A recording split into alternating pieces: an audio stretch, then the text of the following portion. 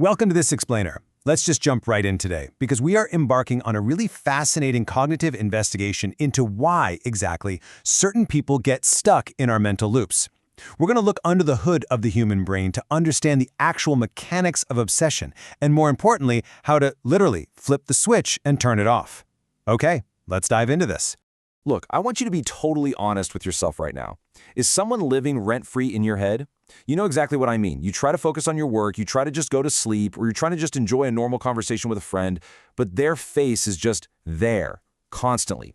It feels like this relentless, intrusive thought cycle that you just cannot shake, and it's draining your productivity and totally wrecking your mental health. Well, I actually have some good news for you here. It's not just a harmless crush, and honestly, it might not even be love. It's actually a glitch in your brain's programming. So here is our roadmap for today. We'll start off with the mental loop, dive into the neuroscience of obsession, spot the difference between limerence and love, uncover the unfinished story, and finally give you the psychological kill switch. Let's get to it. All right, Section 1, the mental loop, intrusive thoughts. This brings us right to the underlying thesis of our entire investigation today. Listen closely to this. You are obsessed with the feeling, not the person. When you're stuck in this mental loop, your brain is actually fixated on an unfinished story or a very specific emotional state that this person represents to you. You've essentially attached a feeling of validation or safety or maybe intense excitement to them. Your brain isn't really craving the actual flawed, real-life human being. It's craving the emotional state that they temporarily unlocked within you. Moving on to Section 2, the neuroscience of obsession, the brain's glitch. Think of a person who gives you inconsistent attention as a slot machine.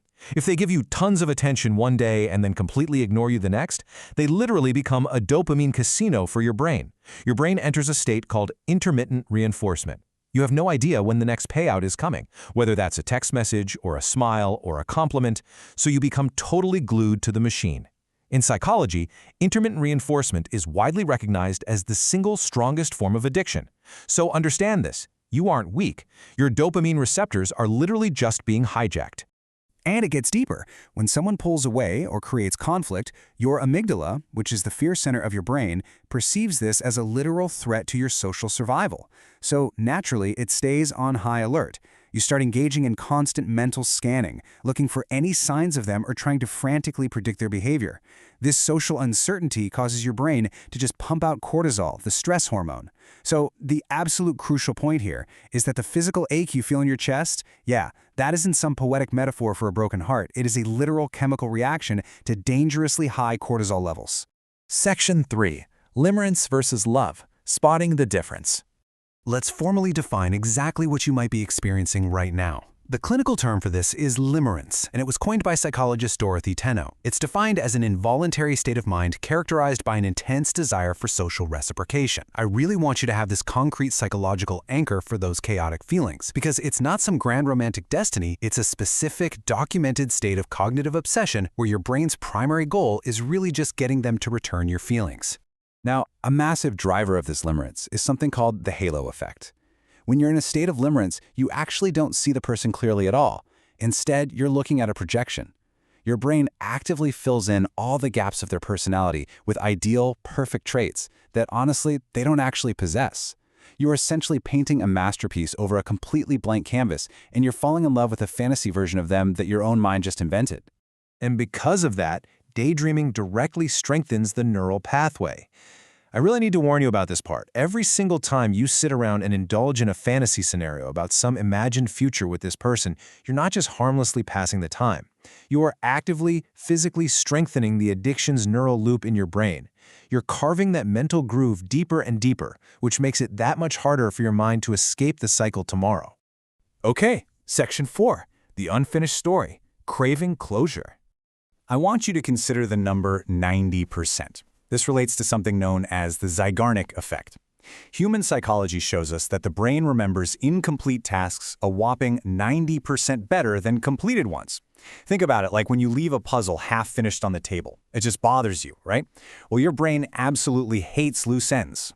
Which brings us right to the open file metaphor. If a relationship ended without any real closure, or hey, maybe you never even actually told this person how you felt in the first place, your subconscious literally views them as an open file on your mental desktop. your brain categorizes this person as an unfinished task. So it just keeps bringing the memory up to the surface repeatedly, trying to solve the puzzle so it can finally close the file and archive the whole thing.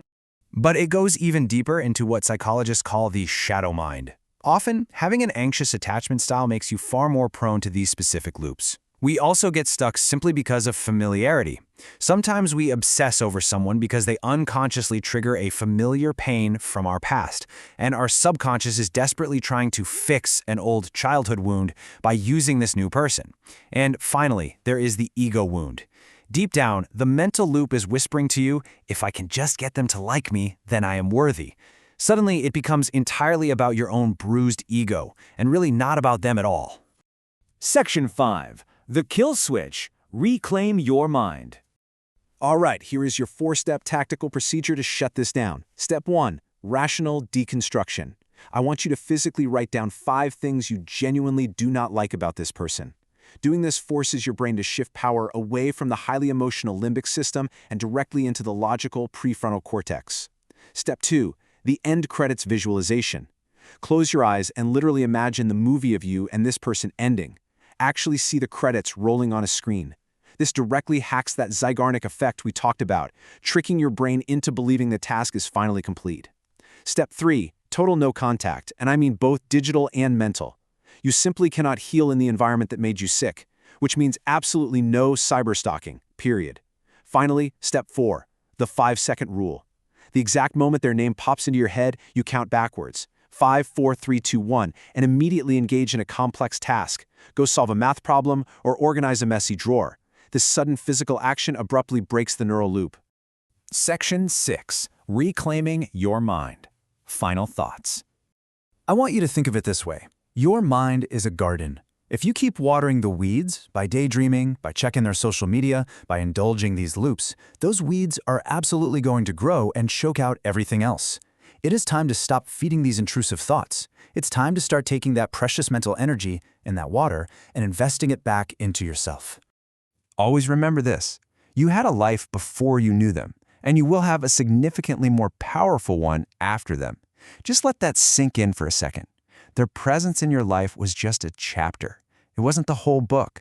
And now you actually have the neurobiological tools to turn the page. To cement your recovery right now, drop a comment below and just write, I am in control. Declare to this community that you are officially reclaiming your mental real estate today. But I want to leave you with a question to ask yourself.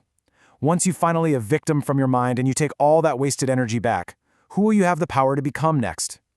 If you found this explainer helpful, definitely follow our series for more psychological insights. I'll see you in the next one.